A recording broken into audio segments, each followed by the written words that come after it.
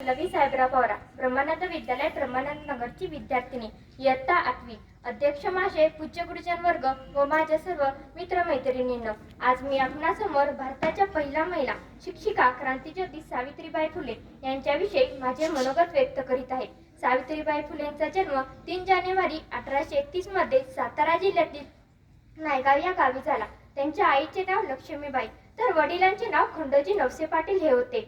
त्यांचा विवाह वयाच्या अवघ्या 9व्या वर्षी क्रांतीसूर्य महात्मा ज्योतिबा फुले यांच्याशी झाला. त्यावेळी त्या निरक्षर होत्या. लग्नानंतर ज्योतिबांनी त्यांना लिहायला वाचायला शिकवले. त्या काळी स्त्रियांनी शिकणे हे महापाप समजले जायचे, पण जिती सावित्रीबाईंनी यास न मानता शिक्षण घेतले. सावित्रीबाईंनी व महात्मा ज्योतिबा फुलेंनी 1848 मध्ये पुण्यातील बुधवार पेठेत मुलींची पहिली शाळा काढली.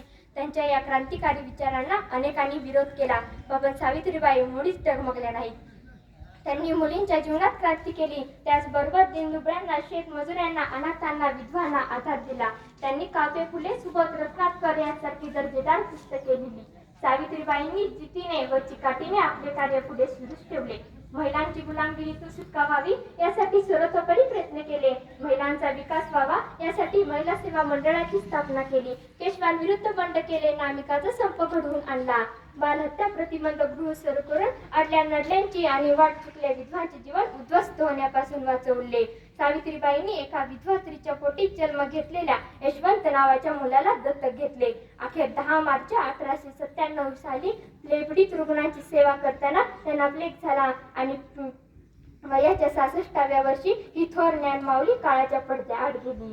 आज सावित्रीबाई फुले जरी आपल्यात नसल्या तरी त्यांचे विचार आपले रोम रोम भरून टाकतात. आज प्रत्येक मुलीने सावित्रीबाईंपासून प्रेरणा घेऊन जीवनात यशस्वी होऊन संकटांशी 2 हात करून जीवनात यशस्वी व्हावे.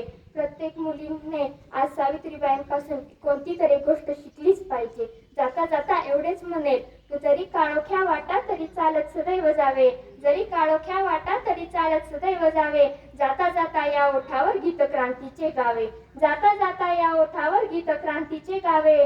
ठाम असावा मार्ग आपुला, ठाम असावा मार्ग आपुला, दिशा दिशातून दाई. स्मरण करावे क्रांती ज्योतीचे, स्मरण करावे क्रांती ज्योतीचे. वाचून इतिहासाला स्वातंत्र्याचा खरा अर्थ मग कळेल अक्षराला.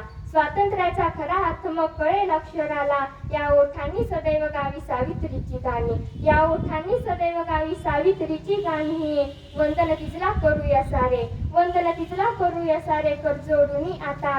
वंदन तिजला करूया सारे, कर जोडून आता. धन्यवाद.